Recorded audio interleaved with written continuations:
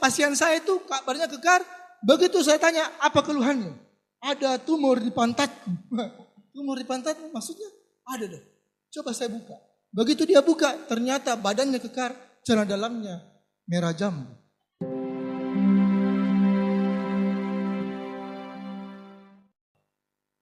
Alhamdulillah kita dapat berkumpul di tempat yang penuh mubarakah ini dengan dua nikmat yang sangat besar, yaitu nikmat kesehatan dan nikmat kesempatan. Tapi ingat, dua nikmat itu tidak ada gunanya. Apa artinya nikmat kesempatan kalau tidak ada keimanan? Dan apa juga artinya kesehatan kalau tidak ada keimanan?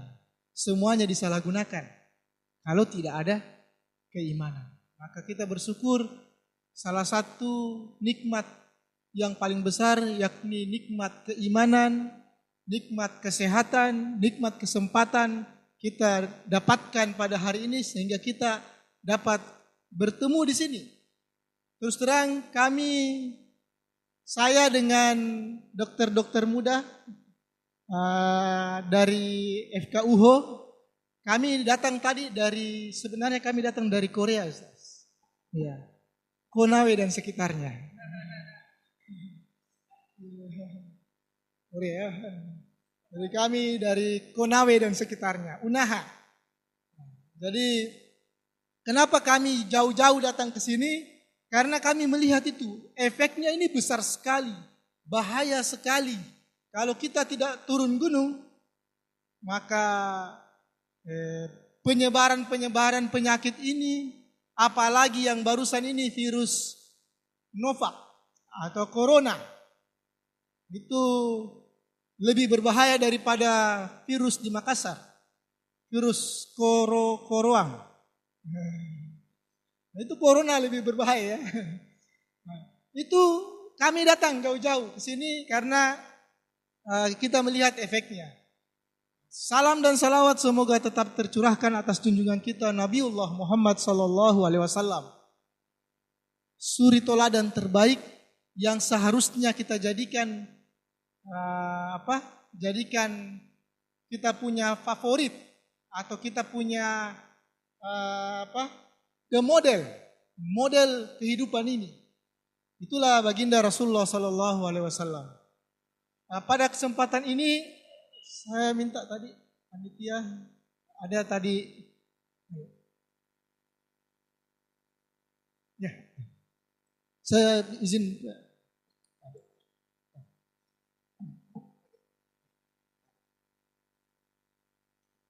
jadi ini dampak dari LGBT. Jadi LGBT itu memberikan banyak efek. Salah satunya efek dari IMS, infeksi menular seksual. Atau ada juga di situ termasuk AIDS. Apa itu AIDS? Akibat intim dengan si dia. Salah ya, bukan itu. AIDS. Nah, ini kita lihat dampaknya. Tetapi LGBT itu akibat dari pergaulan bebas. LGBT, apa itu LGBT?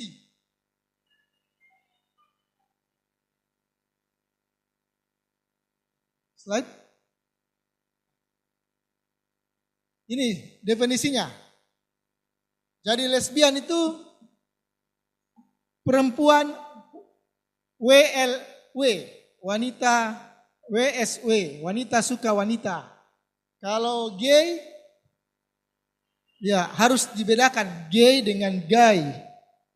Kalau gay itu ini, kalau guys, hi guys, itu laki-laki ya. Gay itu homoseks atau bahasa kasarnya homo brengsek. Ya. Kemudian biseks ini maju kena, mundur kena. Kanan kiri hantam saja. Tidak peduli laki-laki perempuan, mungkin juga binatang juga. Transgender ini jadi perilaku perempuan atau laki-laki yang menyerupai perilaku jenis kelamin yang berbeda. Baik dalam perilaku seksual maupun perilaku non seksual, macam seperti berbicara, berbusana, berpakaian dan lain sebagainya. Dari pergaulan bebas ini perlu kita pahami di Indonesia ini kasusnya mengerikan. Ini, jadi data Kemenkes, anggota dari para hombreng ini di seluruh Nusantara saat ini sudah lebih dari 1.095.970. Mengapa saya yakin ini lebih banyak lagi? Karena banyak pasien saya juga itu yang LGBT. Dia katakan dengan saya, Pak Dokter, kami itu, waktu itu saya masih di Makassar. Pak Dokter, kalau kami itu kumpul, suatu waktu kami kumpul di mal-mal atau di bandara atau di tempat-tempat umum, kami bisa lebih banyak dari orang-orang kebanyakan. Bayangkan. Dan memang betul, ini anggotanya itu sudah macam-macam. Ada dari kalangan akademisi, ada dari kalangan medis, ada juga kalangan macam-macam. Di kota Depok ini saja, ini sudah tahun 2014 data yang terakhir ini yang saya dapatkan, ini 5.000-an lebih. Dan saya yakin makin banyak. Kemudian kenapa kelompok LGBT berusaha menjadi sebuah gerakan nasional? Karena ini, mereka mau menjadi komunitas yang diakui, legal. Komunitas yang diakui. Kami juga manusia. Kemarin dengar kabarnya demo besar-besaran di Sumatera Utara. Apa itu? Selamatkan babi. Ya. Di Sumatera Utara itu ada wabah sekarang. Namanya wabah babi Afrika. Flu babi Afrika. Itu membunuh banyak babi di Sumatera. Akhirnya pemerintahnya mengambil kebijakan untuk membumi hanguskan semua babi yang ada di Sumatera Utara.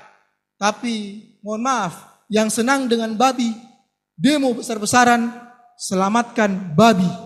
Babi juga ciptaan ilahi. Kacau kan? Padahal itu untuk kebaikannya, untuk ini bahaya itu kalau penyakit, apalagi virus.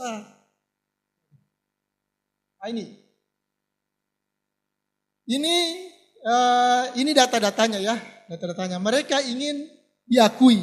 Makanya banyak usaha mereka itu berusaha supaya diakui. Salah satunya ini. Mereka mempergemuk gerakannya. Kemudian pemenuhan syarat populatif sehingga layak disebut komunitas. Penerimaan secara normatif perilaku mereka sesuai syarat kesehatan mental WHO. Bayangkan mereka sudah memasuki WHO. WHO sekarang mengatakan LGBT bukanlah penyakit.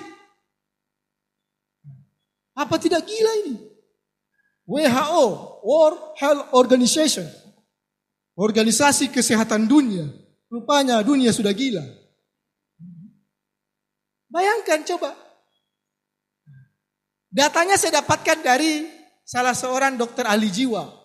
Dokter ahli jiwa itu mengatakan persimpunan dokter jiwa seluruh Indonesia itu ditekan oleh WHO agar dokter-dokter jiwa di Indonesia itu mau mengakui bahwasanya LGBT itu bukan suatu penyakit.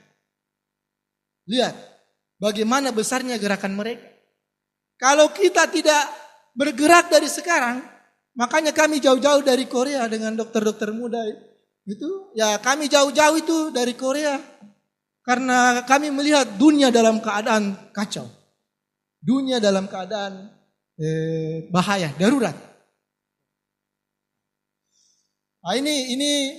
Ini usaha-usaha mereka, termasuk PBB dari seluruh negara di dunia, hanya tinggal segelintir saja negara yang tidak mengakui LGBT itu normal. Hanya segelintir. Bagaimana Indonesia? Indonesia abu-abu. Indonesia abu-abu. Tidak juga mengakui, tapi tidak juga melarang. Seperti itu. Nah, ini saya langsung saja karena waktu, mungkin ini lihat. Ini yang mendukung semua.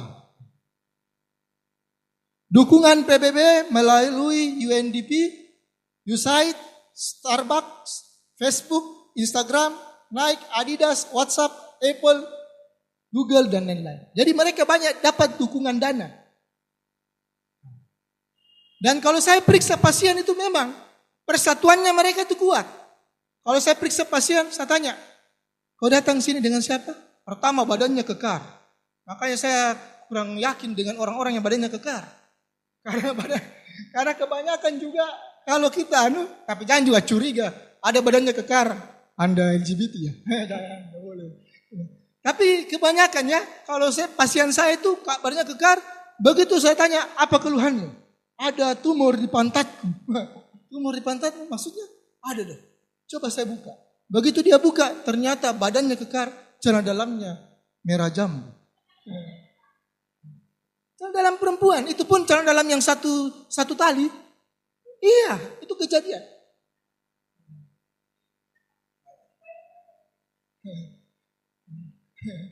Ya itu kenyataan yang saya lakukan sebagai profesi sebagai dokter kulit dan kelamin. Nah ini.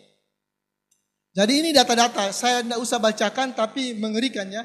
Ini mengerikan. Kalau pergaulan bebas terus dibiarkan begini, pergaulan bebas, gaya hidup hedonis, gaya hidup serba boleh, permisivisme, serba boleh, yang penting suka sama suka. Nah, ayo kita pacaran. Nggak mau. Ayo kita pacaran Islami saja. Bagaimana itu pacaran Islami? Kita awali dengan pukulan beduk di bawah masjid, kemudian diakhiri dengan beduk buka puasa. Itu tidak ada yang namanya pacaran Islami. Ya. Pacaran itu jelas. Pacaran itu mendekati pada perbuatan zina. Wala taqrabuz zina. Itu kata-katanya. Wala taqrabu. Berasal dari kata kerja bahasa Arab. Qoriba yaqrabu. Mendekati. Qoriba yaqrabu. Taqrabu itu artinya kamu. Akhiran itu jamak. Janganlah kalian semua wahai manusia mendekati zina. Kenapa?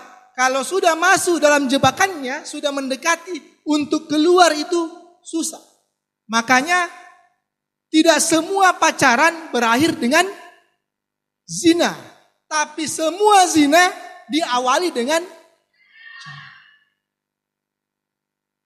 Iya Pak Dokter. Tidak apa-apa kan tidak semua pacaran berakhir dengan zina. Iya, tapi pacaran itu menggunakan konsep 4T. Apa itu 4T? Ta'aruf. Saling mengenal. Ya, apalagi nih malam ini Valentine's ini. Itu sarana yang sangat menyesatkan. Karena itu menggunakan 4T. Ta'aruf. Saling pendekatan. Yang kedua apa? Takarrub. Saling mendekat. Tadi ta'aruf saling mengenal. Ta'aruf saling mendekat. Yang ketiga apa? Tatubruk. Kecelakaan. Yang keempat apa lagi? Tak gendong kemana-mana. Itu. Memang betul itu. Kalian mengatakan, itu teori Ustaz. Teori itu Pak Dokter. Apa saya bilang teori? Saya yang melihat kenyataannya. Saya berhadapan dengan dokter. Saya berhadapan dengan pasien setiap hari. Banyak pasienku akibat itu. Akibat pacaran, pergaulan bebas sudah banyak pasien itu yang begitu. Jadi saya berani mengatakan seperti itu. Tidak semua pacaran berakhir dengan berzina. Tapi semua zina diawali dengan pacaran. Nah ini bayangkan di Amerika Serikat sendiri menunjukkan dari 50.000 infeksi HIV baru, 2/3 adalah ini. Jadi lebih banyak yang penderita HIV itu dari kalangan itu jeruk makan jeruk. Jadi ini 2010 ini dibandingkan dengan 2008 itu meningkat 20%. Bagaimana dengan sekarang? Lebih. Ini. Wanita transgender risiko terinfeksi HIV 34 kali lebih tinggi dibanding wanita biasa. Iya. Bagaimana itu? Bagaimana bisa? Begitu nih. Faktanya seperti itu. Ini penelitian. Kalau penelitian namanya let's data talk. Biarkan data bicara. Nah ini, lihat. Di Indonesia, lihat kasusnya 2007 epidemi dari AIDS menunjukkan Indonesia pertumbuhan tercepat. Kasus HIV AIDS, ini lihat.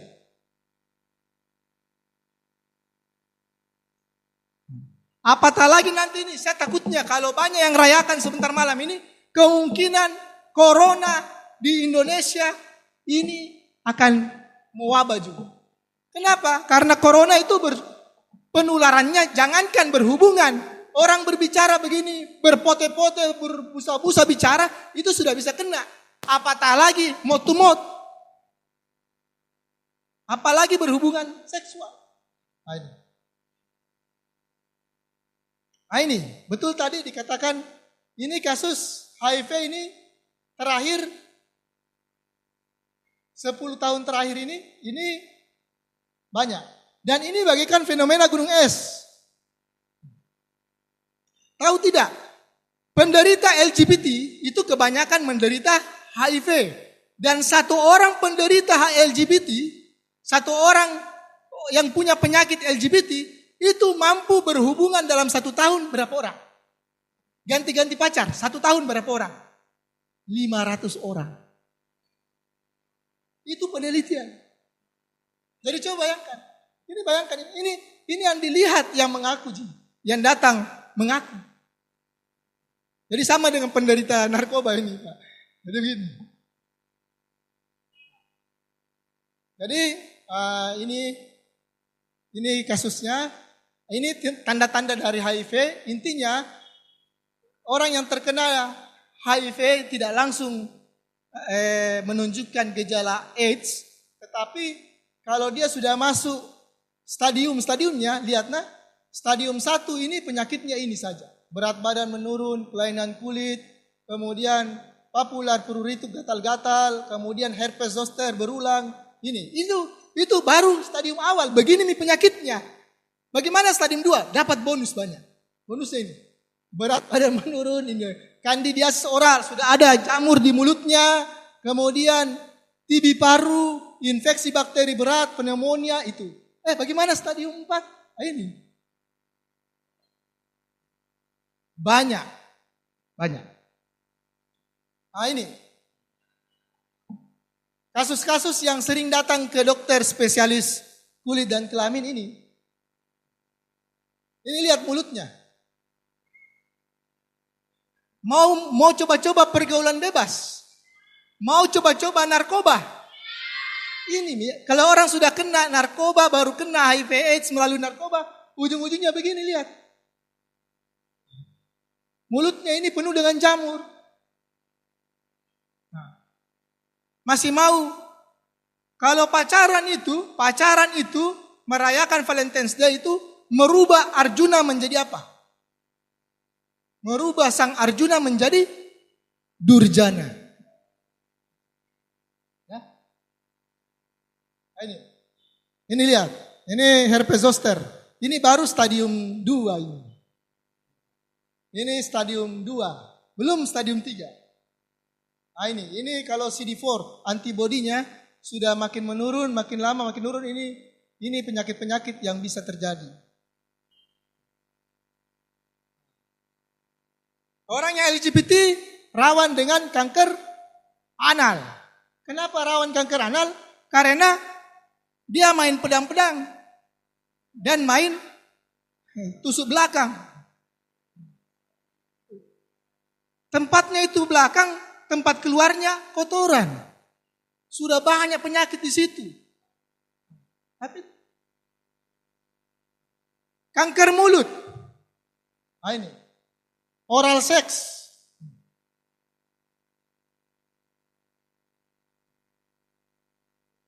Meningitis, radang selaput otak.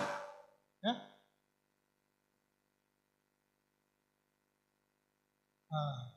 Kanker pada lesbian. Termasuk juga wanita-wanita lesbian gampang terkena CA, karsinoma, kanker. HIV AIDS, ini data-datanya. Jadi dampaknya juga itu bukan hanya kesehatan, dampak sosial. Ini dampak sosial. Jadi banyak yang putus sekolah, banyak yang dijauhi. Iya, karena orang yang begini dia mau puaskan, tiba-tiba kalau malam hari dia kopi-kopi temannya laki-laki, pasti dipukuli. Bagi laki-laki normal, kenapa kok kopi-kopi saya? Pasti dipukul. Jadi dia bermasalah dampak sosial. Dampak pendidikan, kebanyakan orang yang LGBT itu putus dari sekolah. Dampak keamanan, ini. Di Amerika 33% pelecehan seksual pada anak-anak itu pelakunya adalah homeland. Padahal jumlah mereka hanya 2% dari keseluruhan penduduk Amerika. Mungkin ini saja, mungkin bagusnya kita diskusi. Lebih dan kurangnya mohon dimaafkan. Assalamualaikum warahmatullahi wabarakatuh.